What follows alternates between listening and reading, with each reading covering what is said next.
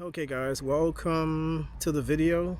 This is part 2 of my motorcycle ride over to the Gulf Coast, and in this video I will be taking the Harley-Davidson to Sanibel Island. We're going to start here in Naples, and then we're going to go through Bonita Springs, and then we're going to go into Fort Myers and take a little pit stop at Rockstar Harley-Davidson there, and then we're going to make our journey west to Sanibel Island. So buckle up with me, well, or not buckle up with me.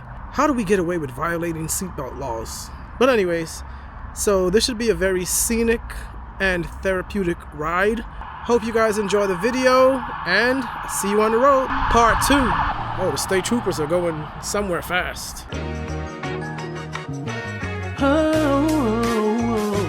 Freedom is the wind hitting my face. Freedom is a Harley on the highway. Freedom is the song that the engine plays, playing my cares and my stress away. Freedom is two wheels and no restraints. Freedom is God, country, and no chains. Let freedom reign, January through December. It's a Picasso Moto adventure.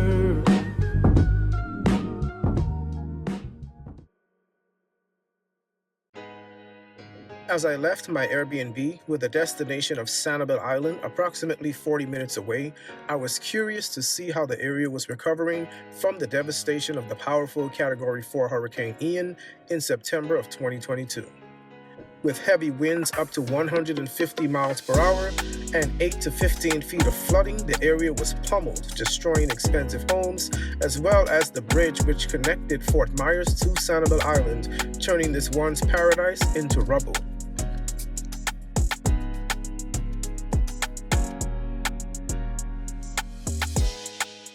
On this nice sunny day, I took the I-75 north ramp from Naples toward Estero and Bonita Springs. This 3-video series would actually mark the completion of 3 bucket list rides. The first one from coast to coast, Fort Lauderdale to Naples, followed by this one from Naples to Sanibel Island, and finally crossing the state of Florida via the alligator-infested Tamiami Trail. To my right is exit 116 into Bonita Springs, and soon we would pass the Hertz Arena in Estero, which hosts many local sporting events like hockey and concerts. Next would be one of our destinations of Rockstar Harley-Davidson in Fort Myers.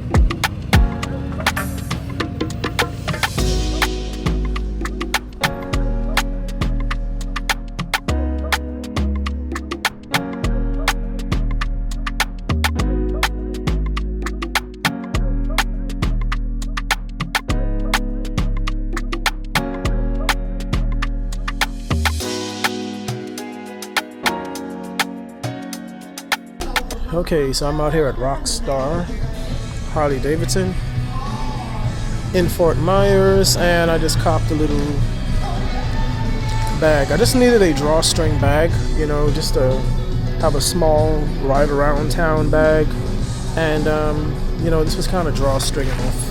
Really lightweight mesh type bag, you know. Yeah, so from here I'll be heading up to Sanibel. This is a huge store, by the way. A ginormous store. Let me show you guys some of the store.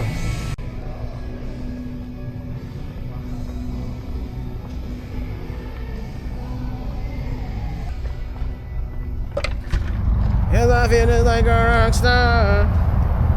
Okay, just stopped at Harley just to grab a little drawstring bag to haul my photography equipment around, instead of just leaving them in the saddlebag. And now we're off for the reason why we came. Well, before I could continue my mission, I stopped at a nearby racetrack to top off with fuel. Then I would be off to continue toward the reason that I was here. I traveled to North Fort Myers, then west toward Sanibel Island and the sunset. As I entered the vicinity of Sanibel Island, I was pleased to see that a lot of the area had been restored. There were new trees planted in the median, and all the debris had been cleaned up. But I would soon see that Sanibel Island itself was still a long way from being restored to its glory days. But there is a magical feeling about the beauty and scenery of the Florida Gulf Coast.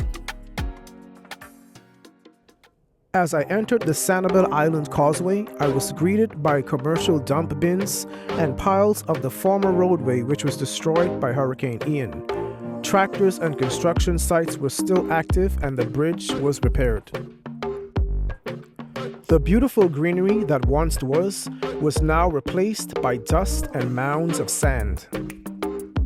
It was nice to see other bikers also exploring Sanibel Island. But despite the recent trials of this area, the constant of the beautiful sunset serves as a reminder that God's grace and beauty persists even in the toughest of trials.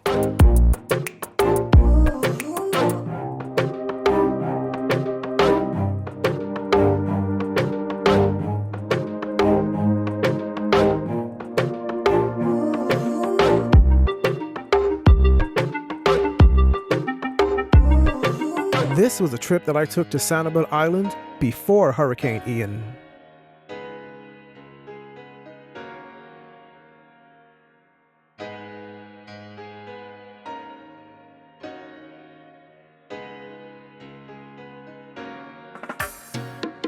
And this is after Hurricane Ian.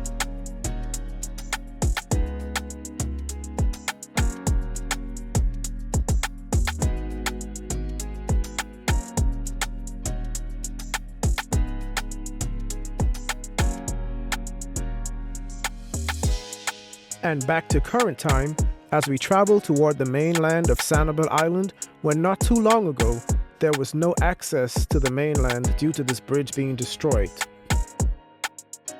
There used to be plush greenery and nice beaches with parking lots here, thriving with families, fun, and activities. However, the island is slowly but surely getting back to its glory days.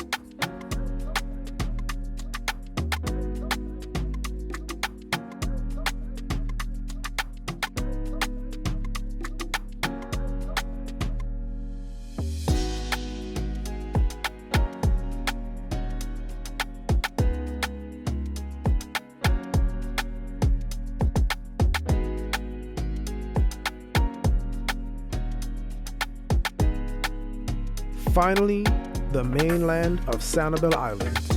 At first glance upon entrance, it looks a lot the same, but I realized that a lot of the businesses were destroyed, including one of my favorite restaurants on the Island Cow, which according to Google Maps is permanently closed. However, there is a sign on the property where the restaurant once was that says coming soon.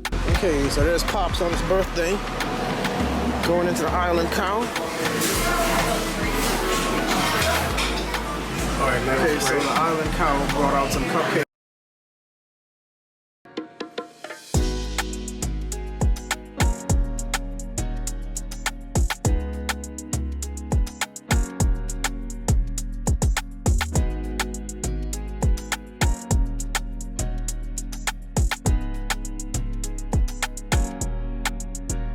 As I cruised the island, I saw some houses that were unharmed, but also saw some houses that were destroyed or being renovated. I rode east on Periwinkle Way toward the Lighthouse Beach. However, the park with the actual lighthouse was closed due to the destruction from Hurricane Ian. There are also island-wide restrictions and access to certain areas.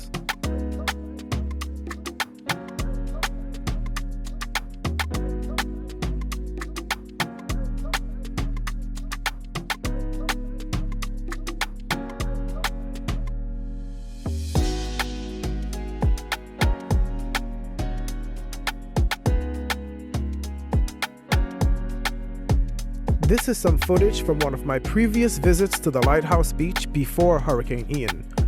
A peaceful, quiet beach with a dock that went out into the ocean where we would catch fish or watch the dolphins come by for a visit.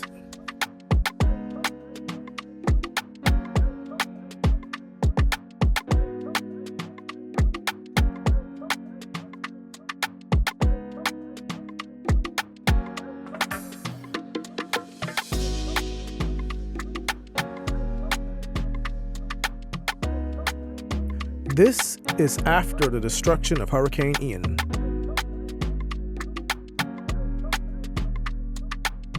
As I made my way back west toward the setting sun off in the distance, as the sun set upon the island, I know that Sanibel Island will rise again due to the heart of the people.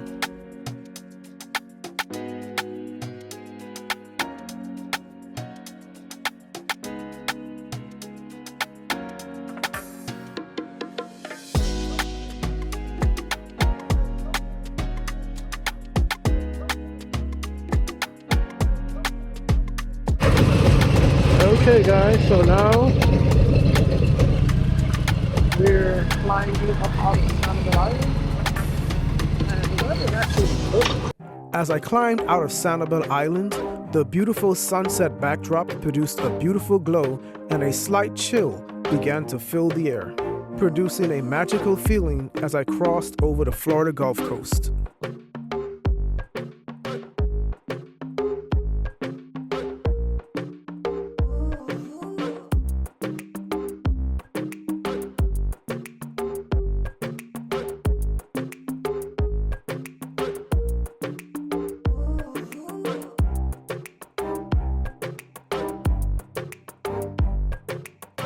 While basking in the sunset, I decided to pull over and get a few drone shots of this beauty.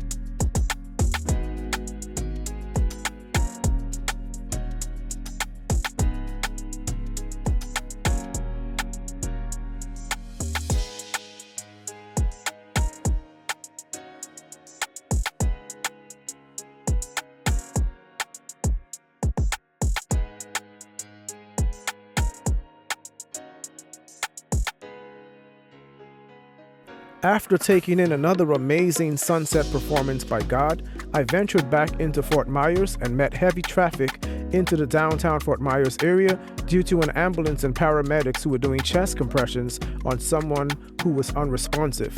This emergency caused a backup in traffic for miles and miles well into Bonita Springs and the Estero area. Fort Myers was also devastated by Hurricane Ian, as most of the houses along the downtown coast were destroyed and practically submerged in water.